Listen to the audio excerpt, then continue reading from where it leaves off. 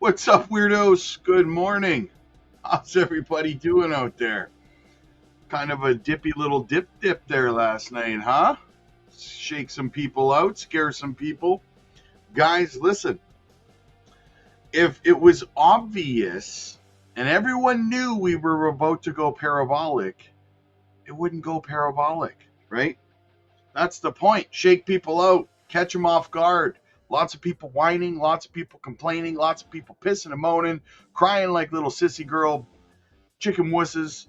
And next thing you know, the market's going to go nuts, and they're going to be sitting there going, why is the market going nuts? I don't understand. Right? Happy Monday, guys. Happy Monday. How are you guys doing? It is our first thing in the morning live stream. They've been successful last week, so let's keep it going. What's going on out there today, guys?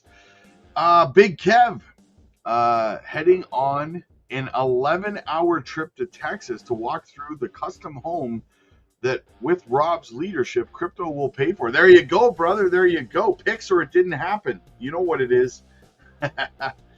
First thing in the morning, getting nailed by D's Nuts with a gift, with a membership gift. Right? What did you think I meant, you pervert? All right, so D's Nuts gifting out 2 memberships. Thank you so much. And always remember, guys, to show your absolute gratitude for the gift that D's Nuts is giving you this morning. Okay? Absolutely. Okay, what else do we have? Let's get into the chat. That's about it for the super chats. Let's get into the chat a little bit. See how everybody's feeling this morning, huh? I'm going to be doing some buy-in today. Ooh, boy, I'll tell you what. I tells you what. Paul, good to see you, buddy. Good to see you, my friend. Quentin, my guy. What's up, buddy? Danny's in the house. J Money, we got our first Pokemon of the day. Bulbasaur hanging, chilling, and killing like a villain. Can't watch at work. Just showing my support to the algorithm. There you go. Good morning, Ty. Yes, Ty, I know it's you, man. I know it's you. I don't know why, but for some reason YouTube now changed people's names to their ats so that you can't see their I don't know, maybe some people had inappropriate names. I have no idea, but I don't know. Ditto, second Pokemon of the day. What's going down? Guys, make sure you hit the like and subscribe on the way in. We have 131 people watching. We have 39 likes. Let's get those likes up, guys. We got to break 100 likes this morning. We got to break 100 likes this morning. Let's get it going. Danny with the super chat. Did I cryptically hear you say this morning? You smart ass. Danny, sorry guys. I still have this cough is getting bad, so you have to bear with me. Dave, good morning, my friend. Good to see you. There she is. Gamma Goddess in the house, as always. Happy Monday, Rob and fam. Hope everyone's doing well. Let's get this money. Hell yeah. Hell yeah. Kunk City, well done. Tyler, D's Nuts already on it. That's what she said. Nice big pimp. Wolfbane, good morning, everyone. What's going on? Kale Dog, what's happening? Crypto JPEG, still buying Miria, loading up, trying to be a Rob whale and get out of the red. There you go, man. There you go. Good morning, Big Rob. Patiently waiting. Absolutely. Big Rob's got your back. We're here. Rain, sleet, nor hail, nor sunshine. We are here, guys. We're like the post office up in here. Doesn't matter what's going on. We got the silver lining for you, baby. No dry powder. Not buying anything. Hey, nothing wrong with sitting on your hands, man. Nothing wrong with that. Nobody buys every dip. Anyone who says they do is full of it, okay? I don't buy every dip. Nobody buys every dip. How long are you going to keep pushing back the finish line for alt season? Well, yes, Dingy. Apparently, Dingy is under the impression that I control altcoin season. So I must be more powerful than I thought. Holy smokes, Dingy. Thank you for the credit. God bless you, my friend, for thinking I have that much influence and power over the markets. I appreciate you, my friend. God bless you this morning. AF, good morning, brother. Rob, happy Monday to you and the community. Absolutely, man. Everyone, what do we got? Everyone be patient and listen to Brother Rob. We are close to the good times. Yes, we are. Mario says, here I am. Let's start the show. Absolutely, man. Absolutely. Let's get this party started. Hello from the Netherlands. Mark in the house. Press the like. Super fantastic. Absolutely, brother. Red Monday, green week. Monday's a liar. Absolutely, guys. We got more cheddar to get into. Fridge. Brother Rob sent you a DM about some peptides for the immune system. They've changed my life. I'll look into it. I did get a notification that you sent me a DM this morning. I just haven't. I think I have about 14 DMs over on the Patreon I got to get to this morning. So thanks, brother. I appreciate you, man. Danny, my dude, another thanks for everything you do. Show us how to become proper Super Saiyans instead of the giant apes. Absolutely, man. Giant apes got no control, brother, right? Though I think Vegeta did when he fought Goku. Nice dip for sure, says Tyler. I'm not selling my car. I'm just liquidating the four-wheeled assets to reload. There you go. Nice. Nice. Get that dry powder. Yes, Rob was sending a cryptic message on farm. Yeah, I see what you did there. Spuds, what's going on? Ramona's in the house. Good morning. Please hit that like. Good to see you this morning, Ramona. Good to see you this morning. She keeps me in line, guys. She keeps me in line. If I'm sick, she makes me go to bed. She says, Crypto Mom says, go to bed, Rob. Enough of your BS. We got this. Well, a guy well every day. Good morning, Rob and Crypto Fan. Buying well every day. Nice. Good choice. William, good to see you, buddy. I was wondering where you were at. Normally, you're one of the first people in here. All right, we got 173 people watching. We got 51 likes. Let's get to 100, guys. And I am going to get into the news because we have caught up on the chat. So, Bitcoin wick down just below the support level here at 115,000. Now, I put this golden pocket here a few days ago telling you guys that it was likely we were going to come down here between 112 and 114. We haven't quite got there yet, so it's still possible we can. To invalidate that, we're going to have to get back up above this level here, 118.6, and close above there, right, to invalidate a move down here. But here's the funny thing, guys. This is absolutely hilarious to me. Hilarious. And it's a little bit of perspective for you, okay? We are literally sitting at $115,000. Look at your chart. Look at your screen right now. Look how high, look how far we are from the previous high. Before this high here, look how close we are. This is absurd. We're so close to our all-time high, and people are bearish. Like, the sentiment in the market is completely bearish, right? And look how close we are. It's like people are acting like we dropped down below $100,000 or something, right? That is another reason that gets me bullish. The sentiment is so absurd in the crypto market right now to the downside. People are so bearish and negative and impatient. And that's what the market does to you. I've been warning you guys about that for years now. For this whole cycle, I've been saying, guys, listen, this market is going to grind you down. It's going to wear at your patience. It's going to make you think it's ready to pop, and then it's not going to pop, and it's going to dump over and over and over again, and it's going to drive you insane. Only the strong survive. If crypto was easy, everyone would be doing it, right? If it was easy to become a millionaire in crypto, everybody would be doing it. The thing is, not everyone has the strength of character to be patient, to wait, to buy and wait for their investment to mature. We live in a society that requires instant gratification, and anything short of that is BS, scam, no good, not worth my time, right? So you have to remember, guys, patience and consistency are the two things that have made me successful in this space, and I try to pass that knowledge on to you guys, right? Only some of you will get it. Others will say, yeah, BS, patience, consistency. I don't care. It's not happening. It didn't happen when I wanted it to. Like, all the negativity, right? Those people won't make it, right? Because their mind is not right. You got to get your mind right. So, yeah, this market is designed. If you're feeling negative right now, look at your screen again. Look how close we are to all-time high. Stop acting like we've fallen down below $100,000 or something. People are acting like we're down around $70,000, $80,000. It's absurd. It's absurd. We're so close to the high right now. It's like, what? What's your problem here, right? Because it's not going when you want it to. So relax, guys. Everything is fine. Relax, right? I know most of you guys aren't freaking out, but the odd person is. And to that odd person, I say, to thee, knock it off, right? You're so close to the all-time high. You're hovering around highs right now. You're not hovering at $70,000. So stop acting like it, right? Let's get this paper. Absolutely. Jose, good morning, Mr. Rob, the man. So what kind of turbulence are we looking at? Well, we're going to talk about it, guys. We got Trump, who is meeting with Zelensky today. That could cause a lot of turbulence in the markets today, guys. If it's another walkout or kick out of the White House later today, that's probably going to drive markets down a little bit to have that negativity, right?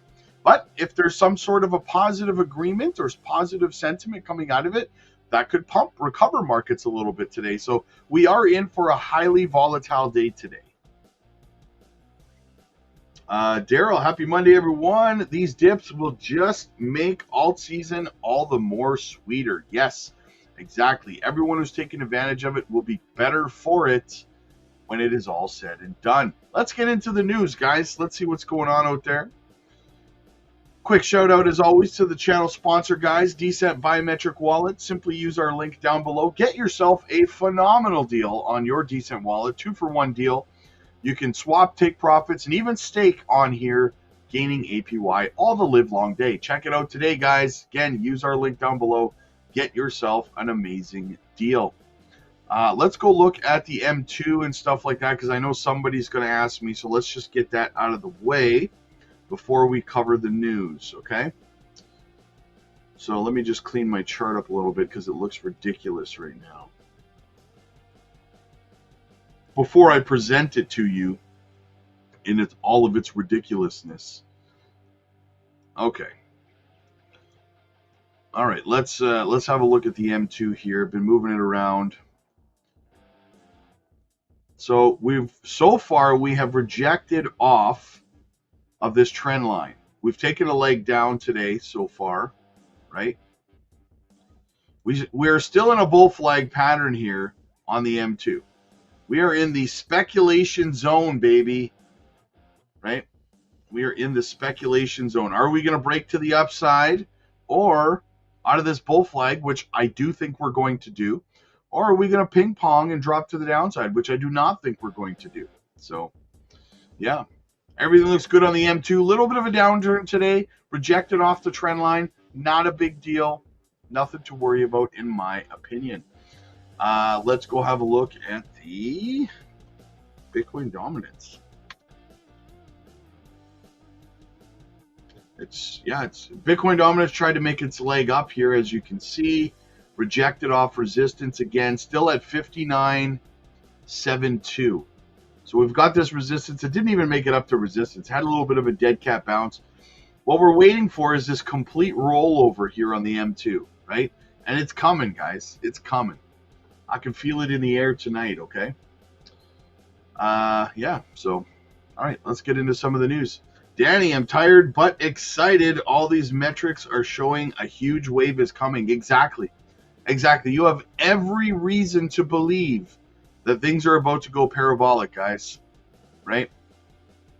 Bearded, what's up, my guy, my brother? What's happening, dude? Good to see you, brother. Good to see you, man. You've been kind of quiet lately. I know you've been working, though. I know you've been working.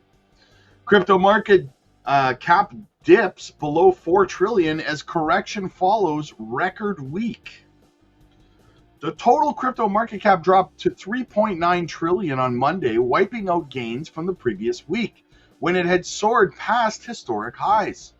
The fall was driven by a 2.2% slide in Bitcoin, which landed around $115,000, and a 4% pullback in Ether, which sank below 4,300. Both had rallies hard last week, Bitcoin smashing new all-time highs of 125,500 4 days ago, while Ethereum came within $100 of its November 2021 high. The rally was backed by massive institutional interest from crypto treasury firms. The most aggressive of them all was Strategy, obviously, which now owns $73 billion worth of Bitcoin. Saylor hasn't sold a single token since the company started collecting in 2020, making it the biggest Bitcoin holder on Earth.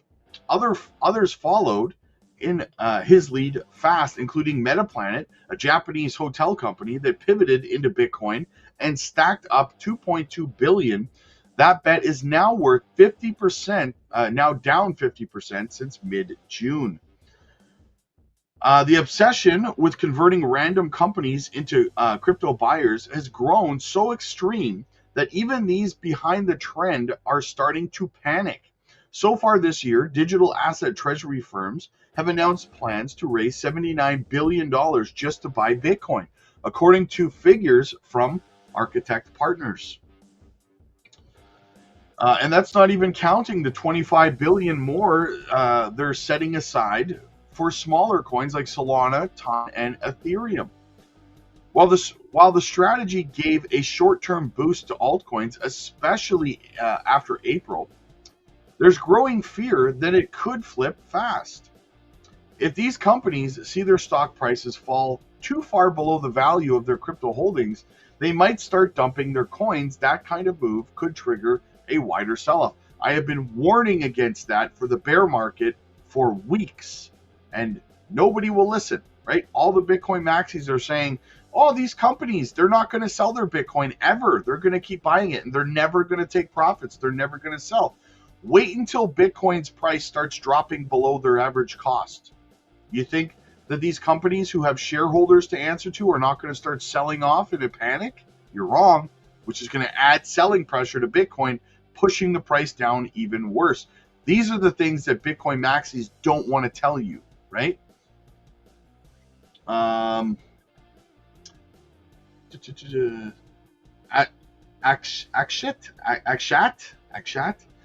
who runs Maelstrom, the family office of Arthur Hayes, said, quote, I think the collapse of a major DAT is going to set the dominoes in motion for this cycle to end. And I agree. I agree, guys. It's going to be the opposite of what the narrative is. It's going to be bad when this takes place, guys. They have invested in three public companies that turned into crypto treasuries, and says some of those bets are already showing cracks. UpXi, one of the companies that they back, pivoted to Solana earlier this year. It's now lost around 2/3 of its value since April. Even Metaplanet, still holding its Bitcoin, has been hit hard by market pressure, dropping 50% since June. But the crash hasn't triggered panic selling yet. That's mostly because Bitcoin remains less volatile than altcoins, and its liquidity makes it easier to hold through short-term pain. The real risk right now sits with the smaller tokens. Michael Novogratz, CEO of Galaxy Digital, said last Tuesday that the gold rush for creating new treasury firms has likely peaked, and new players might have a harder time getting oxygen. It's already showing a key index tracking smaller crypto tokens has crashed 15% since July 22nd and has now completed 3 separate 55% swings this year alone. The analysis from Architect Partners looked at 30 companies that pivoted to crypto and found that their average gain since announcing the move was just 3%. But once the spike in the announcement day is removed, the number drops to minus 11%. It's not pretty. Investors who thought they were jumping into a new rally are now stuck underwater. The key figure everyone's watching is market-adjusted NAV, called the MNAV. It compares the value of the company to the value of the crypto holdings. Once the figure falls below 1, it means the company is worth less than the coins it owns. The pressure to sell builds fast. Metaplanet's MNAV is currently at 2.39, and UpXi sits at 1.7 for now. Once they get to 1 or below, that's pressure to sell, right? But it's not just the market pulling companies down. Some are getting hit because insiders are cashing out. They said bankers arranging these treasury conversions are rushing to push out as many as possible to rack up fees without caring about the quality. In some cases, insiders have been loading up on shares and tokens before going public with the news, then dumping everything after the announcement. So they're manipulating the markets, right? Guys, listen, these companies that are putting Bitcoin and other crypto on their balance sheets, the music's going to stop, my friends, and they're going to be forced to sell. Think about this. When the value of their company drops below the value of the tokens they hold, or the value of the tokens they hold drops below their cost average, these companies are not just, it's not just Michael Saylor's decision on a whim whether he wants to sell Bitcoin or not. He's got shareholders he has to answer to. And if they tell him to sell, they can force him out of the company if he doesn't want to sell. And they do, right? So I've said this all along, guys. Everyone keeps talking about how there's not going to be that bad of a bear market if there's going to be one at all. Guys, listen to me when I tell you this. There's going to be a far worse bear market than people are anticipating, right? And I'm just saying it now. Clip it, whatever, man. But I'm telling you right now, right? Cody, thank you so much for the super sticker, my friend. Just around the corner, guys. Then the next corner. Yeah. Hey, like I said before, Dingy, God bless you, my friend. I hope that you recover from your emotional state when it comes to crypto and your frustration. God bless you, man. God will guide you. Have faith in him. The crypto market loves to test your patience. Yes, exactly. Every time you think we finally might go up instead of down sideways, nope. WF Capital in the house. Zebek and Nadix, let's go. Brian, good to see you, buddy. Good to see you, man. All right, let's keep this party rolling along here, guys. Let's keep it going. Let's keep it rolling. What do we got? Let's pivot over to Squawk Box. Machiller's Distilleries, Joe Maglico, on the tariff impacts. Let's talk about it. Gallup poll shows that only 54% of Americans currently drink alcohol on some sort of a regular basis. That's the lowest share on record. It's led by sharp declines among younger adults in particular. At the same time, American distillers are facing mounting pressure abroad as tariff clashes and Canadian boycotts threaten their exports. Joining us right now to talk about all of this is Joe Malioco. He is the president of Michter's Distillery and its parent company, Chatham Imports. And Joe, it's good to see you this morning. Thanks for joining us. Thank you so much for having me on. All right, let's talk through these big issues. Maybe we start with tariffs and boycotts, where those things stand, because that's where we left the conversation with you the last time we talked about these things. What are you seeing right now, particularly with tariffs? Maybe things are in a slightly better position if we reach some sort of 0-0 import tariffs. Yeah, tariffs have had much less of an effect than I would have expected, and I think a lot of the industry anticipated. We're actually having a great year. Michter's exports are up actually 14% for the first half of 25. Now that's unusual. The big problem for a lot of producers basically is Canada. And, you use the word boycott. It really isn't a boycott. It's not a consumer boycott in Canada. It's a ban. It's a governmental ban in 8 of the provinces, including, really populous, really big ones like Quebec, like British Columbia, like Ontario. So 8 provinces banned American alcohol and removed it from the shelves. Things are changing a little bit up there. 2 of the provinces, Alberta and Saskatchewan, are now open to having American liquor sales, but that's going to be with a 25% tariff, which is pretty hefty. For example, in Saskatchewan, a bottle of our entry-level US1 bourbon, Michter's US1 bourbon, is going to go from $108 to $133. That's a $25 Canadian increase all at once. So I can't imagine that's not going to affect volume. But Canada's been the big problem. And the Distilled Spirits Council has estimated that American shipments to Canada are down 62% this year. But the big thing about tariffs is what's exempt. And there are millions and millions of cases of tequila and millions of cases of Canadian whiskey coming into the U.S. that are exempt because of the USMCA. And that's been a real benefit to the industry. So good news, bad news, how do numbers stack up, let's say, from a year ago and 2 years ago? Well, I mean, in terms of spirit sales in general, Wine and Spirits Wholesalers of America has something called SIP Source, and it's really good data because it's based on actual sales, and it's a good thing to look at. And spirit sales in the U.S. are actually down 6% for the first half of 2025. So that's a substantial decline. I don't think that the business is as challenged and as difficult as it looks right now. There are a lot of different issues. You have tariffs, but also too, I think marijuana is a really big issue. At least at this point, Bloomberg Intelligence in December came out with a survey that really surprised me. And according to the survey, of 18 to 24-year-olds who use alcohol, 74% of them substituted marijuana for alcohol within the past week, which I think was kind of shocking. Now, depending on how a survey is conducted and the way the questions are answered, or asked, you can get very different results. But that being said, I think it really shows a trend. But I think long term, as society, as marijuana usage becomes more open and more legalized in the U.S., and as society adjusts to it and sees how it works, I think that marijuana, which now is a new kid on the block, is going to lose a bit of its luster.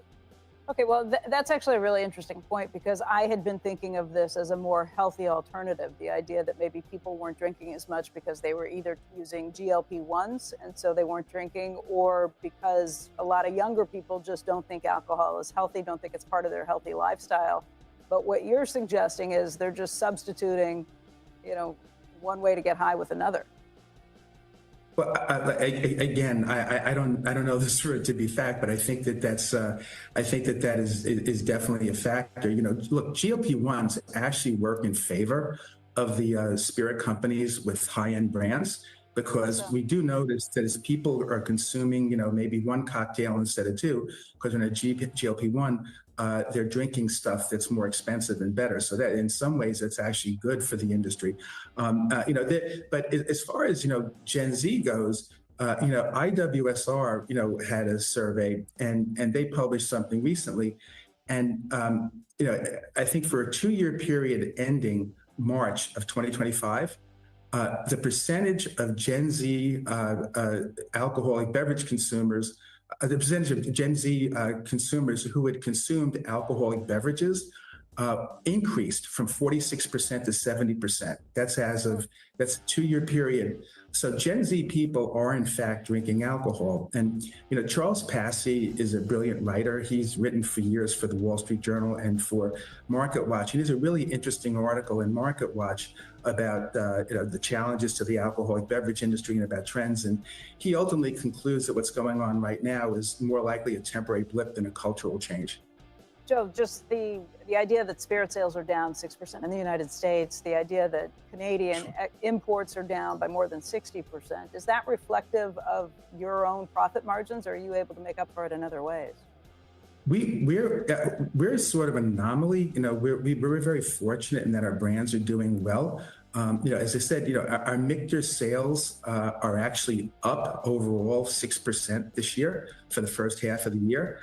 So that's the 12-point differential versus the industry. So we're lucky in that our brands are doing well. Our exports, as I said, were up 14%. So there still is opportunity for companies with good brands. And I think another thing that you're going to see a lot in our industry, and it started now in whiskey and it's starting in tequila and mezcal as well, is a shakeout. There was a tremendous amount of venture capital money and a tremendous amount of private equity money coming into doing distilleries and tequila brands and mezcal brands. And, a shakeout is happening. Right now in Kentucky, LMD Holdings has taken their distillery into Chapter 11 bankruptcy.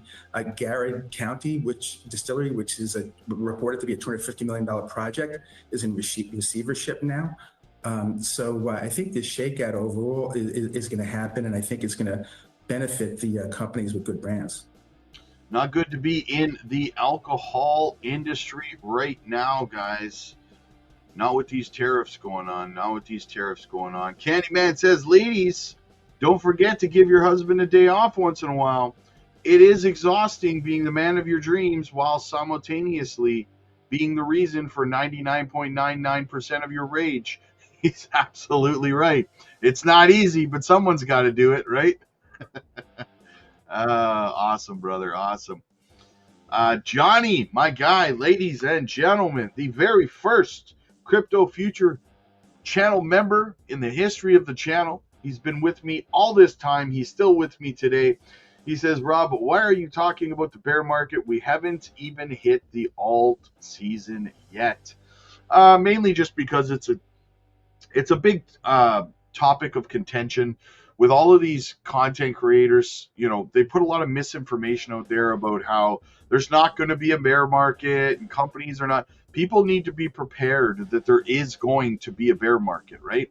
Those who are not prepared are going to be in the same situation of 90% of the people in crypto from 2021 who got wrecked because they believed the same thing, right? Wine time over here. There you go. Daryl, all these large companies that have been heavily buying Bitcoin start dumping it all in the bear market. Is there a chance? Yes, there is. On a wick, right? Like mostly on a wick. I mean, I still think the average dump for Bitcoin is going to be somewhere around 70%. But yeah, I think this bear market, and I'm not talking just crypto, guys. We're not talking just crypto, right? Stock market, precious metals, housing, everything, in my opinion, through 2027, I think is going to be a year that you're going to want to be in cash, starting to transition from cash back into assets, right? I mean, it's not financial advice, but that's my plan.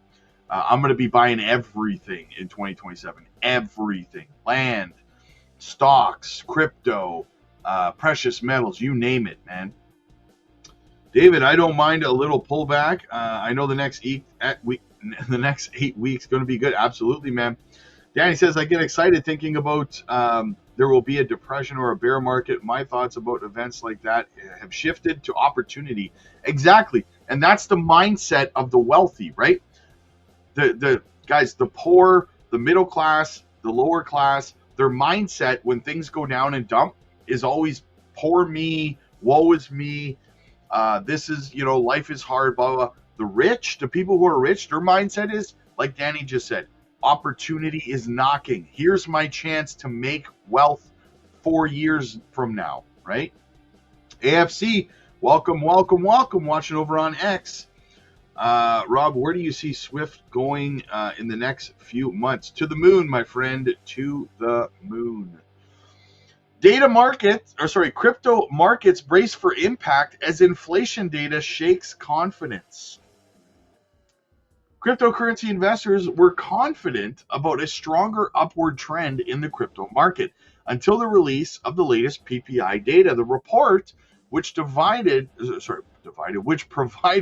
clearer insights into tariffs' impact on inflation, dampened risk appetites.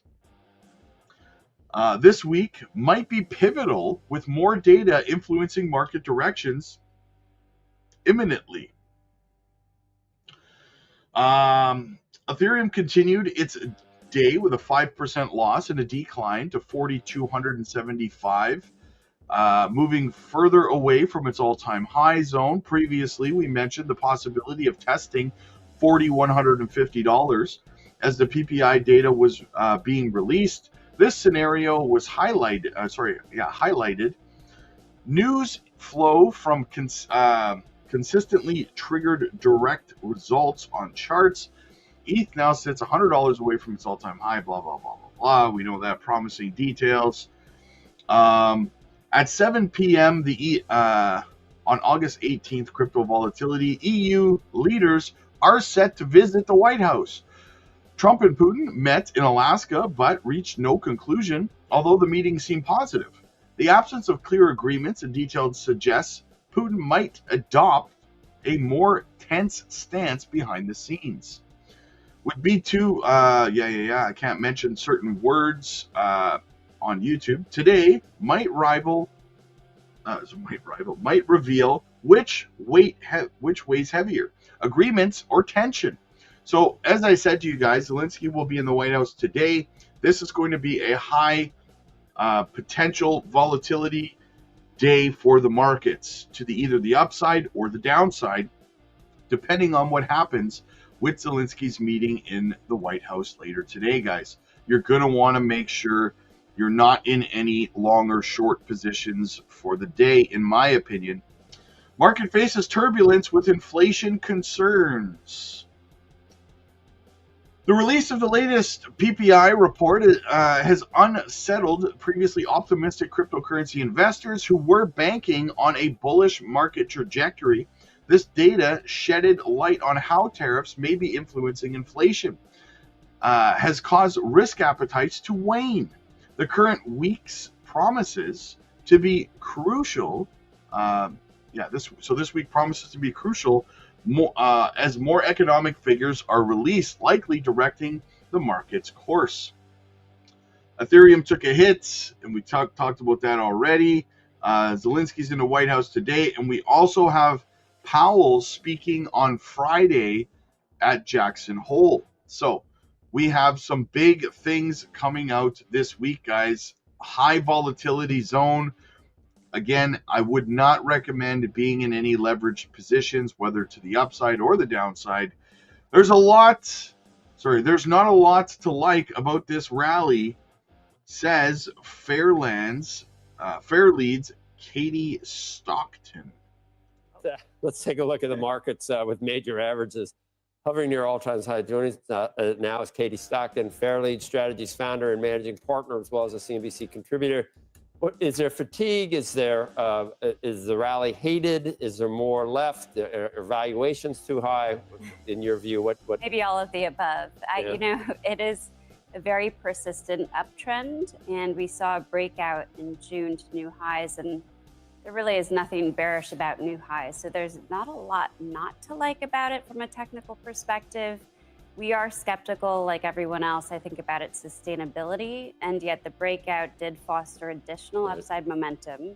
It allowed for a price objective of about 68.80 with a time frame of 2026, and left support in its wake right around 61.30, which was former resistance. I'm down on charts and technical analysis. I think the last couple of moves you've been looking for new lows, and they never came. In June, we were bearish, looking for retracement. Both in the time before that, too. So staying bearish, it didn't tell you. Your charts and your technical analysis didn't tell you what was good. They were useless. The hard part with this is that you see snapshots, right? We write about the markets every day. Right. And we were very constructive at the April low and moved to a bearish short-term bias in June. So we have been tracking the indicators very closely. Of course, we can't predict anything, but we do our best to try to keep probabilities on our side. 51% is probably good. So how about oil? I mean, that's 62 today.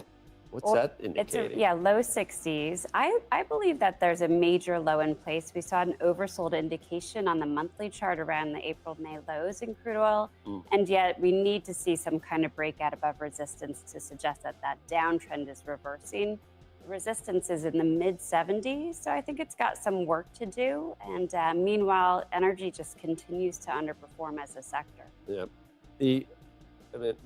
With Jackson Hole and with the employment report we got, and then the CPI, PPI, I think the yield curve is more important than ever, probably, but nothing's happened, really. We're even at the low end of the range, aren't we? Sort of, with 429. It's interesting. Yeah. Remember, we were happy because we had three major levels for the 2-year, the 5-year, and maybe it was the 30-year, but I think we had 4.5 was the one for the 10-year. Got to watch 4.5, and then we had one for I think the 2-year. What was it? 4% if it gets above that.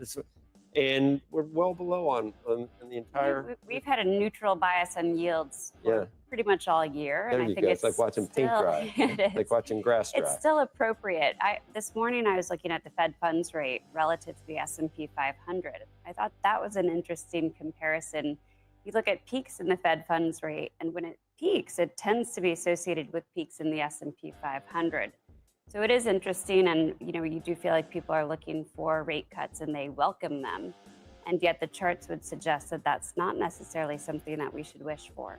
I wish you could do support and resistance for earnings expectations, because we were at 5% and we did 12 again, even with tariffs for this month. And now we got retailers obviously coming in, but it was a very solid. And that's why earnings. the market has a good bid to it, I think, because the breadth actually hasn't been terrible. It's not been great, but it's not been wholly related to the mega caps.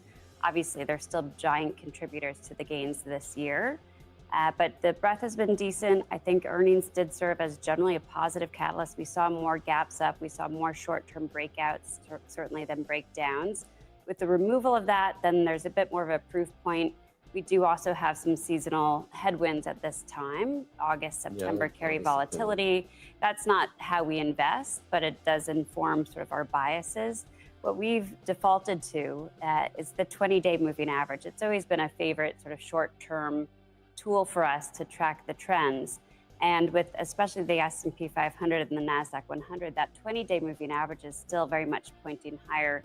So our advice to our research clients has been to stay with it as long as that's the case. And when it rolls over, it's enough of a loss of momentum to suggest that you can reduce exposure. And we almost always have a selling climax in October, which means August and September.